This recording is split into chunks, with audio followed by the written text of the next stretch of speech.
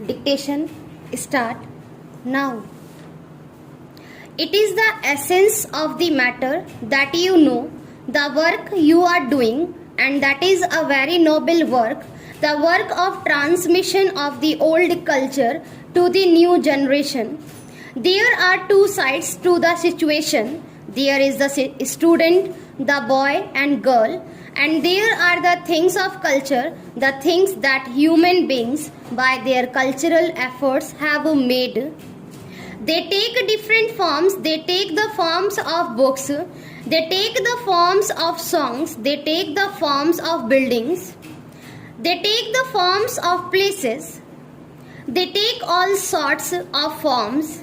What forms would suit a particular boy is more than the boy immediately knows. It is your business to find out. It is your business to expose him to the various facts of the culture, which is his culture and from which only he can be educated, and see which part of the culture appeals to him more, for which part has he understanding, for which part has he a flair, and make use of that part in order to develop him.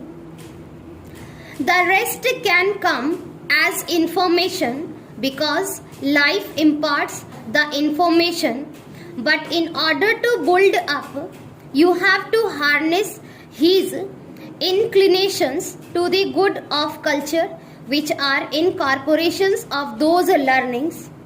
And when you bring them together, the child begins to grow. The child begins to grow on those goods of culture by understanding them, by adding them onto them, by amending them, by changing them, by appreciating them.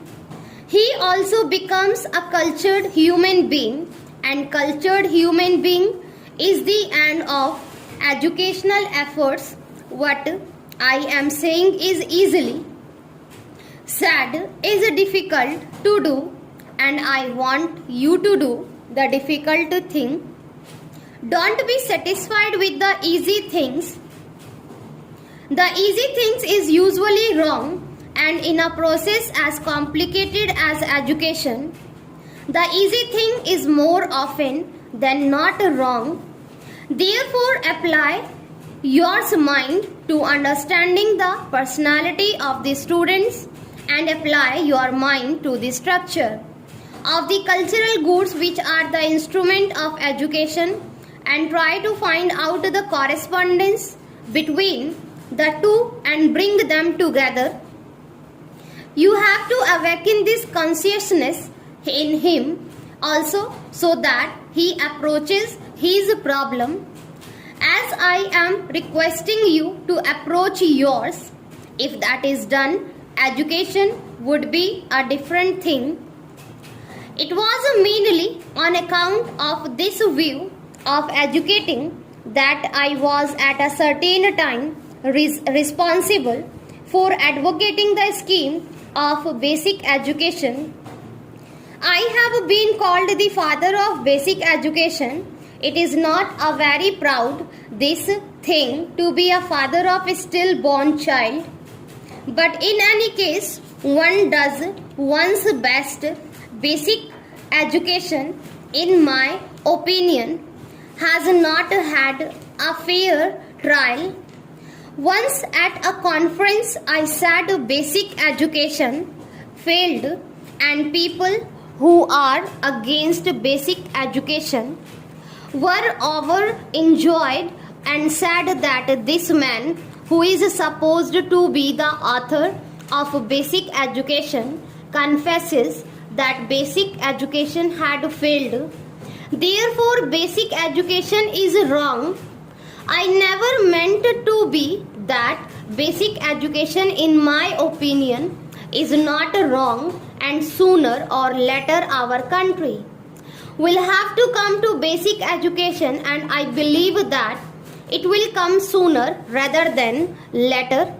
The education that we had been giving, with which we are accustomed, this education cuts of the education from the life of the people for a white collar job.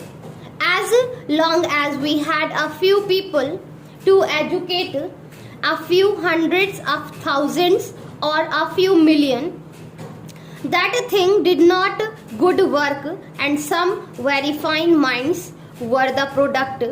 But if we have to educate everybody in a people of a billion, you cannot educate them in such a way as to take them off from the work. Then you all will starve. You will have all the philosophy in the world, but will have no food to eat and will have no clothes to wear. Why should anybody produce clothes for you if you can philosophies? Why should anybody produce food grains for you if you can philosophies? When we are few, our population was small, number people could devote themselves to philosophy because the others fed them and rejoiced in feeding them. In these circumstances as they are, you cannot take people away from their work.